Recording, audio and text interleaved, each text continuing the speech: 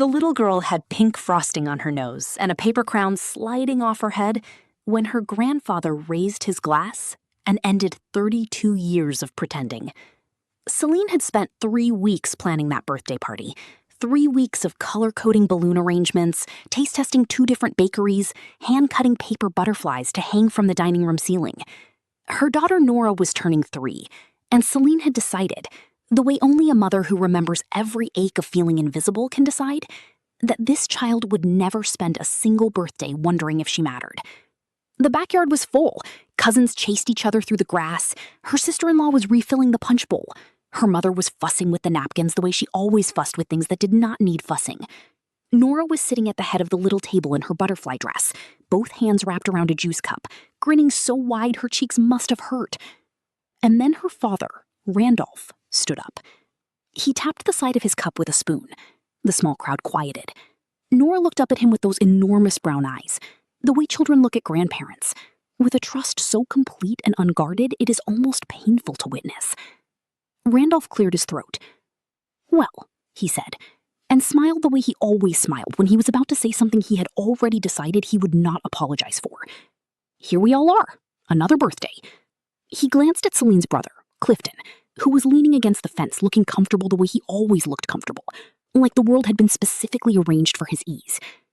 32 years ago, I had 1 child, and that was enough. The music was still going from the little speaker by the door. Celine heard it. She heard the children still laughing somewhere behind her. She heard her own heartbeat. We should have stopped at 1 child. And then the music stopped. Someone must have bumped the speaker. Or maybe the universe simply decided that line deserved silence. Nobody laughed. Nobody immediately spoke. Her mother let out a short, strange sound, something between a cough and a word she swallowed before it arrived. And then Nora tugged on Celine's sleeve.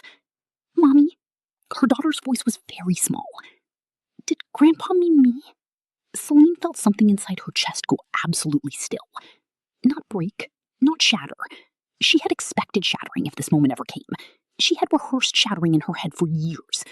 What she felt instead was quieter and far more final, like a door she had been holding open her entire life simply closing on its own. She looked down at Nora, at the pink frosting, at the sliding crown, at those eyes. "No, baby," she said, and her voice was steady because She needed it to be. Grandpa is just telling a story. She straightened up, smoothed the front of her dress, and smiled at the table. And something inside her died.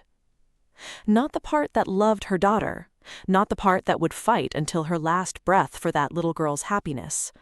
What died was the part of Celine that had spent 30 decades holding a door open, standing in a cold hallway, waiting for Randolph to walk through and say finally that she was enough. That part of her was finished. And it went quietly, the way things go when they have been dying for a very long time. Celine had grown up in a house where love had a hierarchy, and she had never been at the top of it. Clifton was 4 years older, and from the moment Celine was old enough to understand what attention looked like, she understood that he received most of it. Not because he was cruel. Clifton was not a cruel person, not intentionally, but because Randolph had decided somewhere in the wordless architecture of his heart that his son was a continuation of something, his name, his legacy, his proof of significance in the world. Celine was the second attempt at something Randolph had not quite decided how to categorize. The evidence had always been there if you knew how to read it.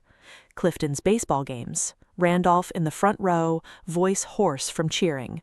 Celine's school recitals, Randolph arriving late with his phone out, leaving before the applause finished.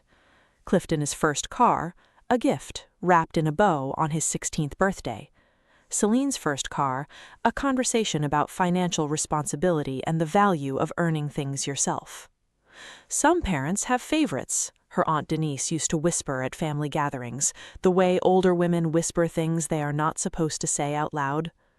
Others run full championships. Celine had laughed then. It was easier to laugh. She had also cried, of course, in private, the way she did most things that mattered. In the bathroom at 16, after her father looked at her report card, all A's and 1 B, and said, "Clifton managed straight A's that year." In her college dorm room, when she called home to share that she had been accepted into the graduate program she had worked 2 jobs to afford, and her father said, "That is nice. Have you talked to your brother lately? He is going through some things." She had done everything right. She had done everything right on purpose, with the exhausting and specific intention of a person trying to prove something to someone who had already made her mind up. She graduated, she built a career in healthcare administration, she met Prescott, a quiet and steady man who looked at her like she was the most interesting room in any building he had ever walked into. She bought a house, she had Nora. And still, at her daughter's 3rd birthday party, in front of everyone who claimed to love her, her father raised a glass and told the room she should not have existed. What made it worse, what made it the specific kind of worse that stays in your chest like a splinter you cannot quite locate, was what came next. After the initial silence, after Nora's question, after Celine's carefully composed response, the table began to breathe again. Her mother laughed, high and tight, and said, "Oh, you know how your father jokes." Someone changed the subject. Someone refilled a cup. The children went back to their noise. And Randolph sat down, picked up his fork, and cut into a piece of cake like he had said nothing. Celine looked around that table, at her mother, who was now discussing the frosting flavor with aggressive enthusiasm, at her sister-in-law, who was suddenly deeply focused on her phone, at Clifton, who met her eyes for exactly 1 second and then looked away. Not one person said, "That was wrong." Not one person said, "Randolph, that was not acceptable." Even Prescott, her husband, her person, was sitting very still with an expression she had never seen on his face, a kind of stunned paralysis, like a man who has just witnessed a car accident and has not yet processed that he is allowed to move. She did not blame him for the paralysis. She understood it. Nobody in that family had ever directly challenged Randolph, and the social gravity of that silence was enormous. But in that moment, watching the table recover and normalize and continue, Celine understood something she had been circling for years. It was not just her father. It was the whole system, the whole arrangement of people who loved their own comfort more than they loved her dignity. Every person at that table who had ever watched Randolph diminish her and said nothing had made a choice. They had chosen their seat at the table over her right to be treated like a human being. And they would keep making that choice again and again as long as she kept setting the table for them. 30 minutes later, when Nora was distracted with her new birthday toys and the adults had drifted into separate conversations, Randolph appeared at Celine's elbow with his empty cup. "Where is the good punch?" he asked, just like that. No reference to what he had said, no flicker of awareness in his eyes. Just Randolph, wanting something, arriving at the nearest person to get it. "Second table, by the fence," Celine said, and her voice was so calm it surprised her. He walked away, and she stood there watching him go, and felt the door finish closing. In the days after the party, Celine moved through her regular life with the careful precision of someone navigating a room they are about to leave forever. She went to work, she made Nora's lunches, she had normal conversations with Prescott, who had come to her that same evening after the guests left, sat down across from her at the kitchen table and said, "Celine, I am so sorry. I froze. I should not have frozen." She had looked at him for a long time, and she believed him, and she said, "I know." And she did know, but something had shifted in the understanding of what she was willing to keep carrying. She had flashbacks in odd moments, washing dishes, sitting in work meetings, standing in the cereal aisle at the grocery store. Her father missing her college graduation, not the ceremony but the dinner afterward, because Clifton had called with a problem that needed handling. Her father telling her at 24 that she was too emotional and too sensitive when she finally tried, once, calmly and carefully to explain that his favoritism was hurting her. her father calling her 2 Christmases ago to tell her not to bring too many dishes to the family dinner because we should not overcomplicate things, while Clifton was publicly praised for bringing a single store-bought pie. Her father at her own wedding giving a toast that spent 4 full minutes talking about Clifton's fine character and approximately 45 seconds acknowledging that Celine existed. She had carried each of these moments the way you carry things you expect someone to eventually help you put down. She had waited, she had rationalized, she had told herself, he is from a different generation. She had told herself, he does not know how to express affection. She had told herself things that made it easier to keep showing up, keep calling, keep organizing the family holidays, keep being the person who made sure his medications were refilled and his doctor appointments were on the calendar, and his birthday was remembered with a dinner reservation at his preferred restaurant. She had been doing all of this. She had been doing all of this while he stood at her daughter's birthday party and told a room full of people that she should not have been born. 4 days after the party, her father called. She saw his name on her phone screen. She watched it ring. Then she set the phone face down on the counter and let it go to voicemail. He left a message asking if she could pick up his blood pressure medication from the pharmacy and drop it off on Thursday. He did not mention the party. He did not mention Nora. He said at the end, "Also, your mother needs help with the insurance forms again. You are better with that kind of thing." Celine listened to the message once all the way through. Then she deleted it, and she did not call back.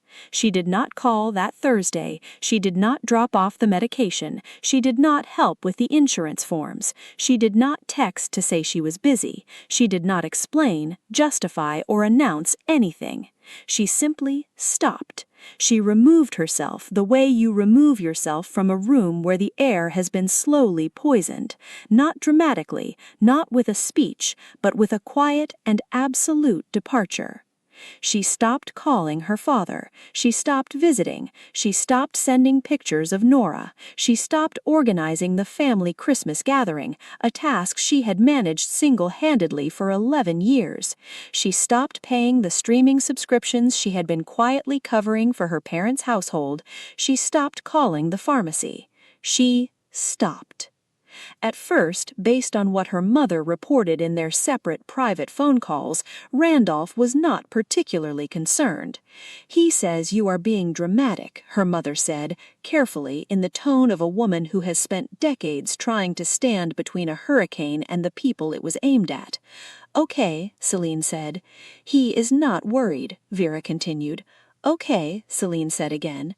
"Are you worried?" Vera asked, and there was something in her voice, not quite hope, not quite grief, something in between, that Celine recognized as the sound of a woman who had been asking similar questions for whole life and never quite receiving the answer she needed. "No, Mama," Celine said, "I am not worried at all." What Randolph apparently had not accounted for in his certainty that Celine would come around was the specific and extensive role she had been playing in the infrastructure of that family. Because it had been invisible, the way essential things often are, nobody notices the load-bearing wall until someone removes it. Celine had been, without any official title or acknowledgement, the operational center of that family of origin. She was the one who tracked her parents' medical appointments and insurance renewals. She was the one who showed up every third Sunday to help her mother with grocery shopping and quietly slipped money into Vera's account for the household bills Randolph could no longer cover since his retirement income had proven inadequate to his lifestyle expectations. She had been doing all of this. She had been doing all of this while he stood at her daughter's birthday party and told a room full of people that she should not have been born. 4 days after the party, her father called. She saw his name on her phone screen. She watched it ring. Then she set the phone face down on the counter and let it go to voicemail. He left a message asking if she could pick up his blood pressure medication from the pharmacy and drop it off on Thursday. He did not mention the party. He did not mention Nora. He said at the end, Also, your mother needs help with the insurance forms again. You are better with that kind of thing. Celine listened to the message once, all the way through. Then she deleted it. And she did not call back. She did not call that Thursday. She did not drop off the medication. She did not help with the insurance forms. She did not text to say she was busy. She did not explain, justify, or announce anything. She simply stopped. She removed herself the way you remove yourself from a room where the air has been slowly poisoned, not dramatically, not with a speech, but with a quiet and absolute departure. She stopped calling her father. She stopped visiting. She stopped sending pictures of Nora. She stopped organizing the family Christmas gathering, a task she had managed single-handedly for 11 years. She stopped paying the streaming subscriptions she had been quietly covering for her parents' household. She stopped calling the pharmacy. She stopped. At first, based on what her mother reported in their separate, private phone calls, Randolph was not particularly concerned. "He says you are being dramatic," her mother Vera said, carefully, in the tone of a woman who had spent decades trying to stand between a hurricane and the people it was aimed at. "He says you will come around." Celine said, "Okay." "He is not worried," Vera continued. "Okay," Celine said again. "Are you worried?" Vera asked, and there was something in her voice, not quite hope, not quite grief, something in between, that Celine recognized as the sound of a woman who had been asking similar questions her whole life and never quite receiving the answer she needed. "No, Mama," Celine said, "I am not worried at all." What Randolph had apparently not accounted for in his certainty that Celine would come around was the specific and extensive role she had been playing in the infrastructure of that family. Because it had been invisible, the way essential things often are. Nobody notices the load-bearing wall until someone removes it. Celine had been, without any official title or acknowledgement, the operational center of her family of origin. She was the one who tracked her parents' medical appointments and insurance renewals. She was the one who showed up every third Sunday to help her mother with grocery shopping and quietly slipped money into Vera's account for the household bills Randolph could no longer cover, since his retirement income had proven inadequate to his lifestyle expectations. She was the one who had, on 3 separate occasions over the past 2 years, quietly helped Clifton's children, her niece and nephew, with school supplies, winter coats, and 1 month of after-school program fees that Clifton had somehow failed to budget for. She had done this without telling anyone, including Prescott, because she had not wanted it to become a discussion. She had simply seen children who needed something, and she had handled it. All of that stopped. The first family event to feel the absence was Easter. In previous years, Celine had sourced the venue, confirmed the menu, organized the egg hunt, coordinated arrival times across 4 households, and arrived early to set up. This year, she sent one text to the family group chat: "We will not be able to make it this year. Enjoy." 3 responses came back, 2 thumbs-up emojis from cousins who didn't fully understand the weight of the message, and a question mark from her mother. Randolph, by her mother's account, assumed someone else would handle the logistics. Nobody did. Easter was 17 people arriving at her parents' house, with Vera standing in the kitchen with a single casserole, and the expression of a woman who had realized 3 days too late that she had no idea how any of the other arrangements had happened in previous years. "Your father kept asking where the honey-glazed ham was," Vera told her on the phone afterward, in a voice that was equal parts exhausted and illuminating. "I realized I had never once ordered it myself. You always handled that." "Yes, I did." The months that followed were interesting in the way that watching a structure shift under its own weight is interesting when you are no longer standing inside it. Randolph's attitude, per Vera's reports, moved through several recognizable stages. First, he was dismissive. This was Celine being dramatic, being sensitive, making something out of nothing the way she always did. Then he was irritated. Did she not understand he was getting older, that things were harder, that the family needed to function?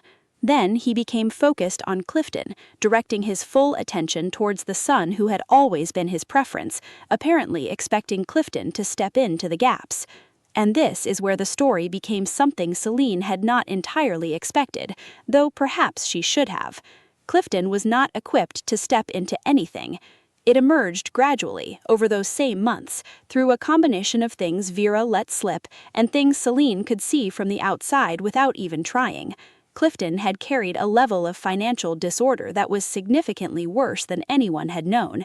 He had debt, serious, compounding debt, built from a combination of a business venture that had failed spectacularly and a spending pattern that had never been properly confronted because Randolph had always ultimately covered the shortfall or minimized the disclosure. Now that Celine was no longer quietly plugging other holes in the family's functioning, the money ran tighter. Randolph began asking Clifton for things: help with the car, a loan of a small amount, someone to come fix the gutter that had been pulling away from the roof since October.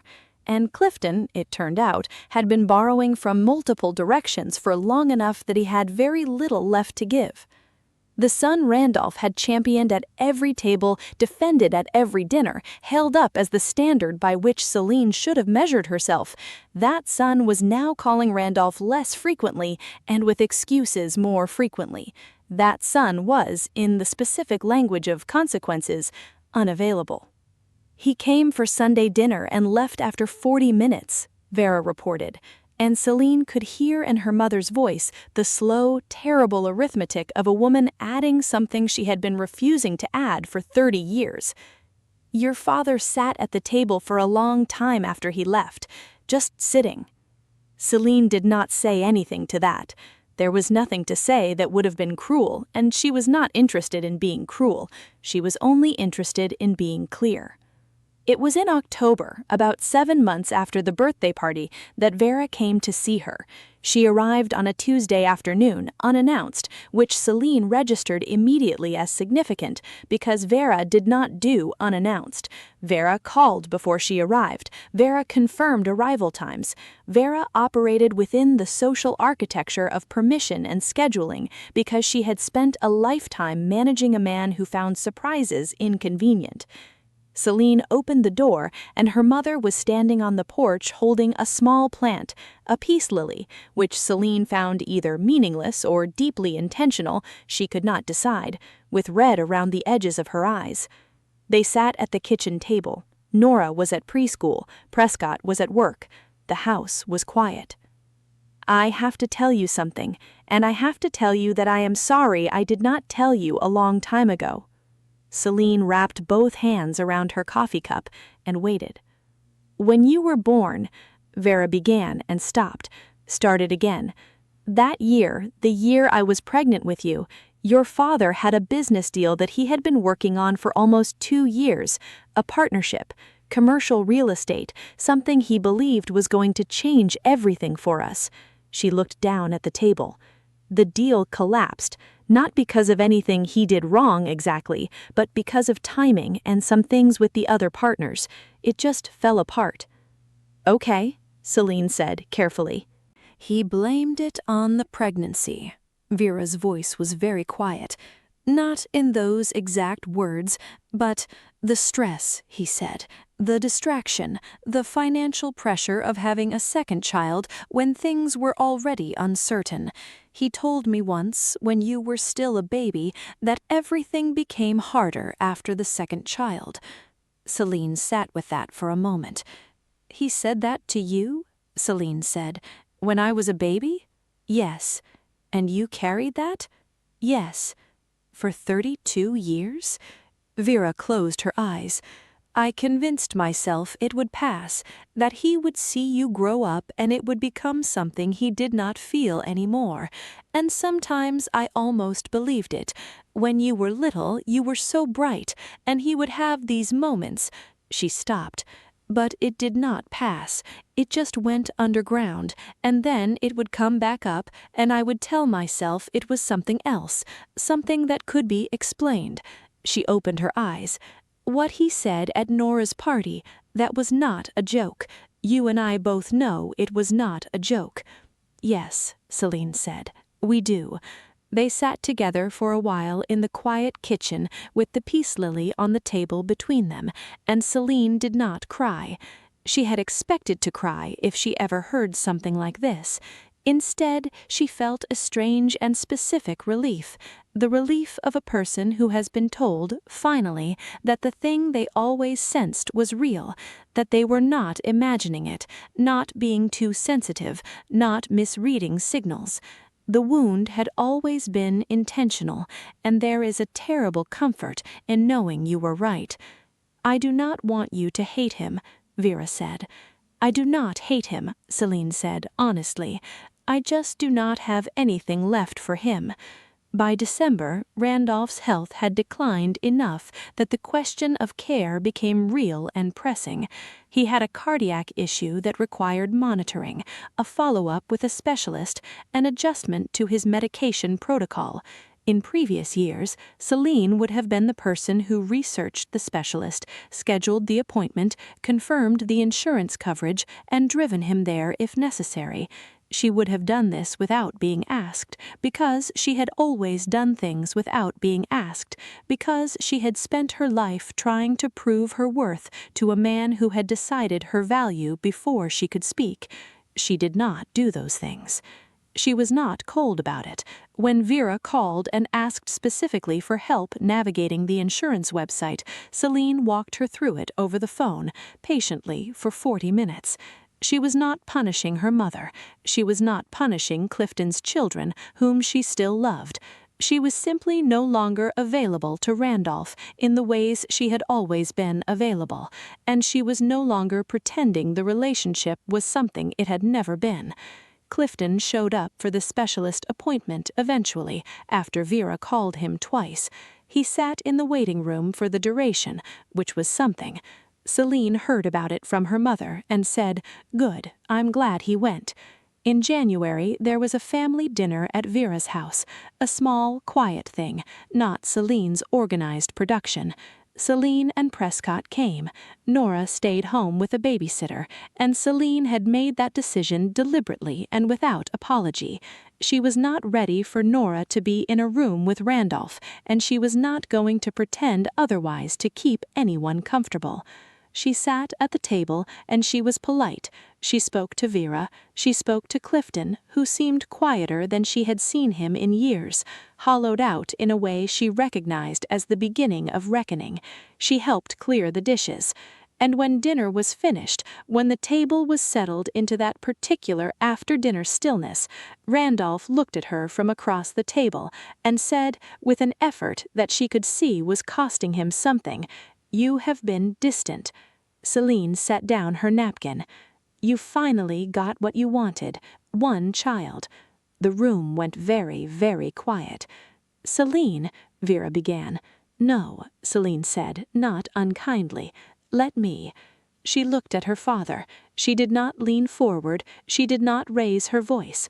She had rehearsed explosions in her head for 30 years, and she had decided, somewhere along the way, that explosions were for people who still needed to be heard. She had been heard. She had heard herself. That was enough. Every birthday you forgot, every graduation you made an excuse for, every time I compared you to Clifton and called it motivation, every time I tried to tell you that I was hurting and you called it being too sensitive, every person at that table at Nora's birthday party who watched you say what you said and decided their comfort was more important than my dignity. I am not saying these things to hurt you. I am saying them because I spent 32 years wondering if I was imagining all of it, and now I know that I was not." Nobody spoke. "I held this family together," she continued, still calm, still level. "The holidays, the appointments, the finances I covered quietly, your grandchildren's winter coats. I did all of that because I loved this family, and because some part of me believed that if I gave enough, you would eventually see me. I do not believe that anymore, and I am not angry about it. I am done." Randolph's jaw moved. She watched him assemble something, watched him reach for a response. Finally, he said, in a voice that was quieter and smaller than she had ever heard from him, "I made mistakes." She looked at him. "Mistakes happen once. You made a lifestyle out of choosing him over me."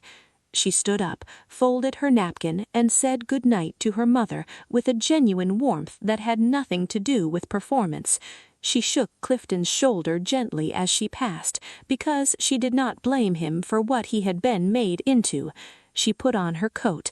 She and Prescott drove home in a comfortable silence, the kind that exists between people who have been through enough together to not need to fill every space with words. When they got home, she checked on Nora, who was asleep in her butterfly print pajamas, with one arm wrapped around a stuffed rabbit. Celine stood in the doorway for a long moment. The following week, Nora asked, the way children ask things, casually, out of nowhere, between bites of toast, "Why don't we visit Grandpa anymore?" Celine sat down across from her daughter at the kitchen table. She looked at this child, at the brightness in her eyes, at the complete and unguarded trust in her face. "Because I made a promise," Celine said. "To who?" Nora asked. "To you." Celine reached across the table and tucked a strand of hair behind Nora's ear. "I promised you you would never spend your life begging someone to love you. That is a promise I intend to keep." Nora considered this with the profound seriousness of a 3-year-old processing something she doesn't understand entirely, but somehow recognizes as important. "Okay," she said, and went back to her toast. Celine sat there for a moment longer. Outside the kitchen window, the morning was ordinary and unhurried. No drama, no spectacle, just a woman at a table, a child eating toast, and the specific quiet of a house where the chaos had been shown the door and had not been invited back. That was the thing nobody told you about this kind of ending. There was no single moment of triumph. There was no thunderclap of victory. There was just peace, the ordinary, unspectacular, deeply unfamiliar peace of a person who has finally, after decades of trying to earn a place at a table that was never going to be set for them, simply walked away and set her own. Randolph was still alive. He would likely call again. He would likely, through Vera or through Clifton, or through the particular persistence of men who have never been made to understand no, find another way to reach toward what they forfeited. And Celine would handle that the same way she was handling everything now, with clarity, with limits, and with the unshakable understanding that her peace was not up for negotiation. The invisible backbone of a family does not break when she walks away. She becomes something far more powerful. She becomes the proof of everything they refused to see. And the ones who called her a disappointment, they spend the rest of their lives understanding far too late exactly what they lost. Thank you so much for watching. Your support means the world to me. If you enjoyed the story, don't forget to like and subscribe for more.